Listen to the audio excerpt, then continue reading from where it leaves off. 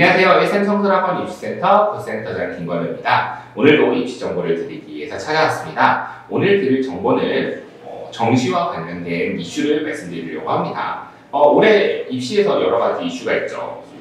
의대 정원 2,000명 확대, 그리고 무전공학과 선발 확대, 이런 것들이 있었고요.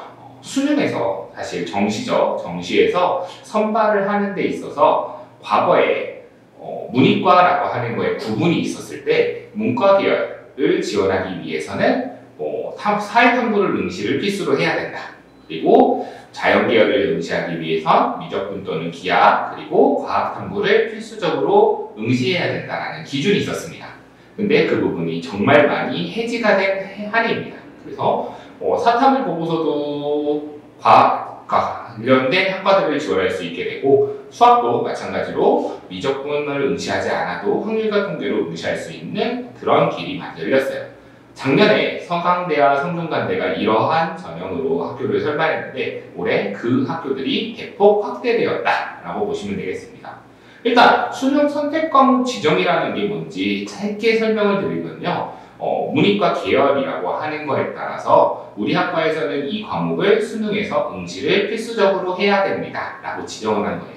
그 지정을 지키지 않을 시에 우리 학과를 지원할 수 없습니다 라고 보시면 돼요. 지원을 한다고 하더라도 바로 탈락이 되니까 이런 학과들은 지원하지 않고 조심해서 피해야 되는 게 1순위겠죠. 일단 수학이라고 하는 것과 과탐, 사탐으로 분류되는 탐구 교과목에서 이런 부분이 있었고요. 제2외과 응시에 대한 부분들도 있었습니다. 근데 올해 이 부분이 대폭 삭제됐습니다. 먼저 이런 이유가 일어난 이유는 문이과라고 하는 거에 대해서 우리가 과거에 고등학교에서 그렇게 교육을 했는데 현재로서 대학교 수능에서도 마찬가지고 학교에서 교육을 받는 데 있어서 또 그런 부분이 해지가 됐어요. 그러다 보니까 자신한테 필요한 과목을 본인이 선택해서 교과 이수를 하다 보니 내가 가고 싶은 학과가 이거더라도 그거에 맞는 학과에 지원을 할 때 내가 공부한 게 다르면 어떻게 하겠느냐라고 하는 문제가 발생했다는 거죠. 그래서 대학교에서도 정시에서 이런 부분을 삭제하고 선발을 하겠다라고 발표를 한 겁니다. 물론 대외적인 기준이고 내부적으로는 다른 기준이 있을 수도 있어요. 어쨌든 근데 계열이 삭제되었기 때문에 그래서 대학교에서도 선발할 때도 과목에 대한 지정을 해지하였다라고 보시면 됩니다. 그럼 어떤 학교들이 그런 아직까지도 제한을 유지하고 있는지를 간략하게 말씀을 드릴 건데요. 먼저 수학 교과목만 제한하는 경우입니다. 이 경우에는 자연 계열을 선택할 때 미적분과 기하를 응시한 학생만 지원하고 탐구 과목에서는 제한이 없다라고 보시면 돼요. 그런 대표적인 학교가 서울시립대입니다. 그래서 서울시립대를 지원하는 학교의 학생들은 일부 학과에서 미적분과 기하를 필수적으로 이수를 해야 된다라고 명시되어 있습니다. 그러니까 수능에서 이 과목들을 보지 않으면 상대적으로 지원이 상대적으로가 아니 그냥 대놓고 지원이 불가능하다고 보시면 돼요.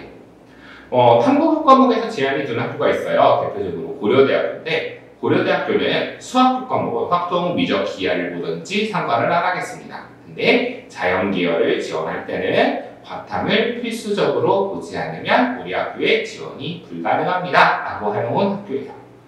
과거처럼 자연 계열, 그러니까 공대나 이제 자연학 계열 이쪽에서 지원하는 데 제한이 두는 학교들은 서울대, 그리고 공익대, 숭실대학교가 남아 있습니다. 서울대학교는 일부 학과에서는 심지어 물리와 화학을 본인이 수능에서 응시하지 않았다면 지원조차가 불가능한 경우가 있어요. 물론 둘 다가 아니라 둘 중 하나만 응시해도 상관이 없다라고 되어 있긴 합니다. 어쨌든 과거에 있었던 미적분 기하, 과탐을 안 보면 대학의 지원이 자연 계열의 지원이 불가능하다라고 하는 건 아직은 서울대, 공익대, 숭실대에서 남아 있습니다. 라고 알고 가시면 되겠습니다. 그럼 나머지는 상관이 없나요? 네, 나머지 학교들은 어떤 교과목을 선택하더라도 상관이 없어집니다. 물론 메디컬 계열이나 일부의 수학이 필수적으로 심화되는 학과들의 경우에는 아직까지 지정이 있는 경우가 있지만 대부분의 학과들이 일반 학과에서는 제한이 해지되었다라고 보시면 편할 것 같습니다. 그래서 이런 학교들이 어떤 것들이 있는지 좀 더 정리를 자세하게 해드리는 자료를 보여드릴 건데요. 자, 이렇게 됩니다. 근데 이 학교들이라고 해서 물으면은 아무런 제한 없이 지원이 가능하니까 우리 애가 뭐 수학 힘들면 확통으로 바꾸면 되지 않을까요? 사탐으로 바꾸면 되지 않을까요? 라고 하는 부분이 있는데 대학교도 그 부분에 대해서 알고 있어요. 그래서 그 부분을 조금 더 어떻게 하면 보완할 것인가 라고 되어 있는데 그게 바로 가산점입니다. 그러니까 과탐 수학을 미적분 기하로 응시한 학생들에게 어떤 과목은 이수했는데 너네들 힘든 과목 했으니까 조금 더 우리가 불합리함을 제거해 줄게 라고 만든 거라고 보시면 돼요. 근데 이런 가산점이 없는 학교들도 존재해요. 대표적으로 건국대학교가 그렇습니다. 건국대학교가 전학과 확통 미적 기하를 볼 수 있고 사탐, 과탐 상관없이 응시도 가능한데 거기다 가산점까지 없다고 발표를 했어요.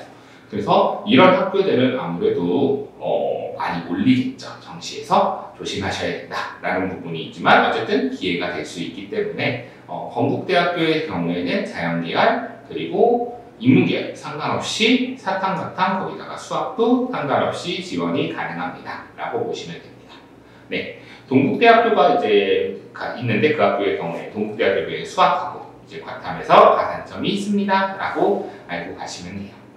작년에부터 해제했었던 이제 서강대의 경우에는 원과목을 봤을 때는 가산점이 없고요. 투과목을 봤을 때는 가산점이 있기 때문에 사실은 큰 의미가 없는 가산점이라고 보시면 돼요. 그래서 서강대학교도 작년에 문과 학생이 실제 학생이 이과로 교차해서 합격한 사례가 있어요. 그 학생은 문과로 더 좋은 학교를 가긴 했지만 어쨌든 서강대도 그런 식으로 가능하다라고 알고 가시면 될 것 같습니다. 여기서 보셔야 될 건 그러니까 가산점이 어떻게 되는지 이 학교가 사과탐에서 내가 둘 중에 하나만 과탐이 자신이 없다면 사탐으로 변경했을 때 지원이 되는지 안 되는지 이 부분을 눈여겨보시고 학생에게 지금 먼저 필요한 부분을 알려주시고 전략적인 선택을 하시는 것을 추천드리겠습니다. 이렇게 3월달에 먼저 진행하는 거는 3월달부터 이렇게 정보를 드리려고 하는 이유는 빠른 선택 과목을 어떤 걸 볼지를 결정하는 것이 빠르면 빠를수록 본인에게 이득이 많이 된다는 점. 근데 함부로 바꿨을 때 이런 가산점 때문에 손해를 볼 수 있어서 수능의 결과가 좋았을 때는 상대적으로 아쉬울 수 있다는 점. 그리고 아까 전에 건국대처럼 이런 가산점이 없는 학교를 지원했을 때는 지원자가 몰릴 수 있다는 점을 충분히 이제 말씀을 드리면서 본인에게 가장 최적의 선택을 하는 게 어떤 걸까라고 하는 거를 학부모님들도 학생에게 알려드리기 위해서 이렇게 준비했습니다. 오늘은 여기까지고요. 다음 시간에도 마찬가지로 재밌는 입시 정보 또 그리고 중요한 입시 정보로 찾아오도록 하겠습니다. 감사합니다.